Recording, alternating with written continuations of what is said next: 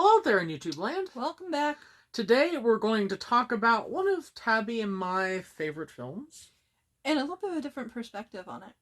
And that would be Nosferatu from 1979. And it has a different perspective because when you really take a look at it and you watch it and you think on it, it has notes of feminism. Like, majorly. We were actually shocked when we started really paying attention to that. And it was completely different from how Jonathan Harker's wife was portrayed in the first film from 1922, and different from how Mina is portrayed in the book. Right. So this is a case of where Werner Herzog took a direct decision and decided to make Lucy a feminist figure. Yes. Now, if you don't believe us, you gotta watch it. Yes. So, to give a little bit of backstory, a little bit of recap, in the book, Mina becomes Jonathan Harker's wife. Right. Who gets, enamored, attacked, whatever, by Dracula. Dracula has plans of making her part of his bride collection. But she just kind of, is kind of a secondary character. And, all the vampire hunters get together at the end and they kill Dracula by beheading him and yada, yada, yada. 1922's Nosferatu by F.W. Murnau totally changes this. It does. So, 1922, we, of course, Nosferatu's not called Count Dracula, he's called Count Orlok. There is no Lucy and Mina. Yeah, we have Thomas Hutter and Ellen Hutter. Yes. Ruth the friend. And then Renfield is called Knock. Yeah. I don't know where Murnau came up with that. we just did his brain. I mean, I get he was trying to work around the copyright issues. Right. But I don't understand why Knock. That one's... Okay. We'll move past that. So, 1979, Herzog somehow mixed up Lucy and Mina's characters. Yeah. And only in name. That's the part that's like, eh? Because it's Lucy Harker. Yeah. And Mina is the friend. It's just kind of funny. And Renfield is called Renfield. So, he kept everything else correct, but for some reason he mixed up Lucy and Mina, which is also an issue in a couple of the other Dracula films made in 1979, which is really bizarre.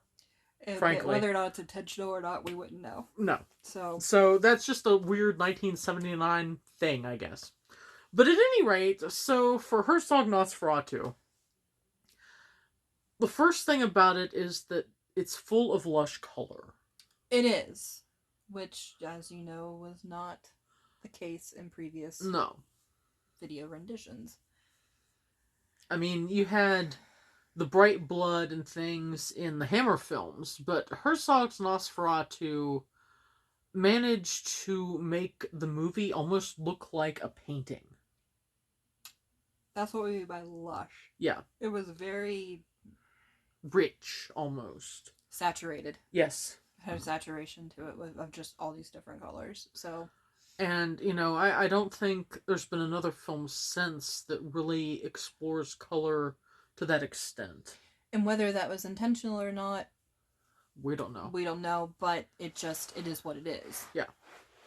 Because he really did a good job with the juxtaposition between Nosferatu being stark white and black, and then the other colors have, the other people are all in these, ranges of color, like Harker's in ranges of browns and stuff, right. And Lucy is in different colors for mourning and out of mourning, but she's seen as a bright figure. It's really clever.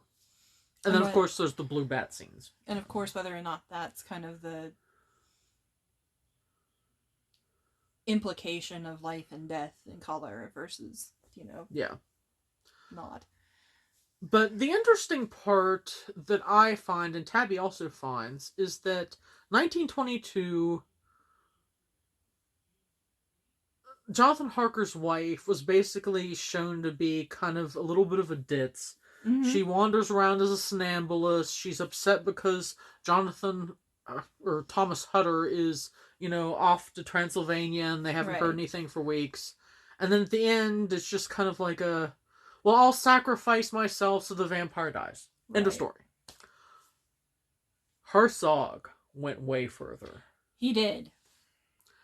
One particular scene had Tabby and I, of course, cheering for Miss Lucy because she argues with Van Helsing. Mm-hmm. Van Helsing does not believe that there's a vampire afoot. And Lucy does.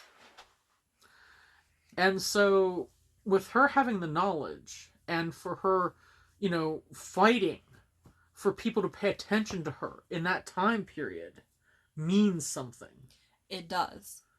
Because, back then, in the time period it was set, 1800s, women were viewed to supposed to be submissive. Not particularly educated.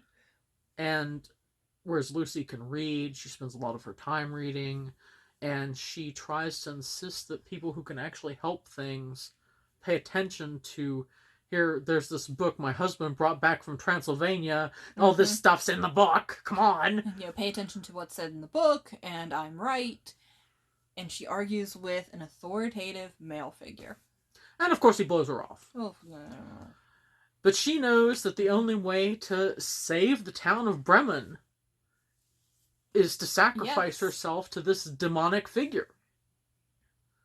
And, given the background that, we find out that Klaus Kinski is actually a really horrific guy, it's kind of interesting seeing this wonderful, strong female fight against somebody who not only in the movie is supposed to be a horror, but was also a horror in real life. And so I kind of wonder how much was known at the time. I know that from old interviews that Herzog and Klaus Kinski had many arguments in all the films that they worked on together.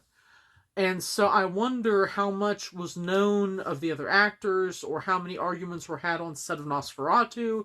It's just very interesting. You kind of want more of the background of it all, but that was our take on this. The fact that Lucy Ostrena is actually, the hero of Nosferatu 1979 is very cool. It is. I mean, she basically lets the vampire molest her. Mm-hmm. To be able to save the entire town. So think on that. Yeah. Watch it again if you haven't watched it. And comment down below with what your thoughts are on this, because it's kind of interesting. Yes. And until next time. Bye. Bye.